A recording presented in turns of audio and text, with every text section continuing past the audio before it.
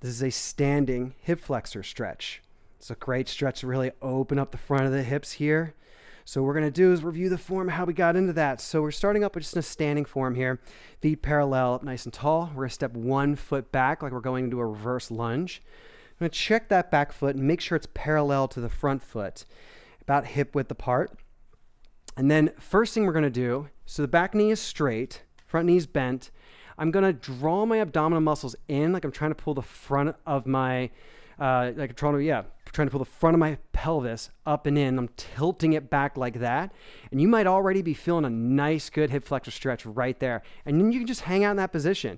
You're just using the abdominal muscles to draw in. You're not using your hip flexors to engage here as much, just the abdominal muscles. If you're not feeling as much of a stretch, you can then hold that steady with the pelvis neutral and then bend that front knee. And you'll get deeper into that stretch, but still try to hold on, keeping the pelvis tilted back here, because if you don't, you can go into a stretch to where your pelvis is just tilting forward. You're not getting as much of a stretch. Now you're arching your back a little bit. And sure, this is a nice other pose, but you're not getting the stretch you're targeting. So abdominals drawn up and in to tilt the pelvis back, and then bend the knee to sink further into it. Wherever you are with that front knee, you can take the stretch even further by sending the same arm as the side that's being stretched. So my right leg is being stretched. I'm going to send my right arm up in the air. Now you can do it a high five up in the air, or you can bend the elbow and just get the elbow up nice and high. As long as that elbow's up in the air in whatever form you do it, it's going to help lift up this rib cage, and you're going to help get that iliopsoas muscles stretched and lengthened out there as well, lifting the rib cage a little bit. I'm going to hold this steady for however long you've been instructed for.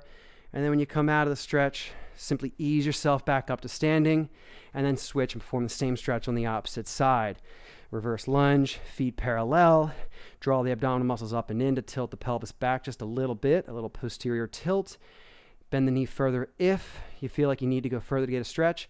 And or you can add this arm, raising up nice and high and get that tilt and reach up there.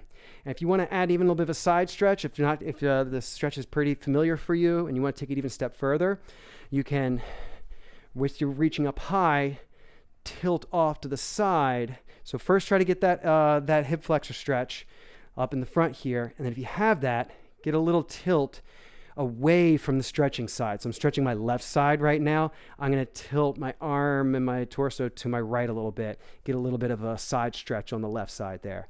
Holding that nice and steady. Good little add-on for that if you want. And if your spine's healthy to do so. If you need to keep your spine neutral for any kind of back pain you might be dealing with, don't worry about the tilt. Just keep it nice and neutral and hold it steady right up through the middle. Now there's your standing hip flexor stretch.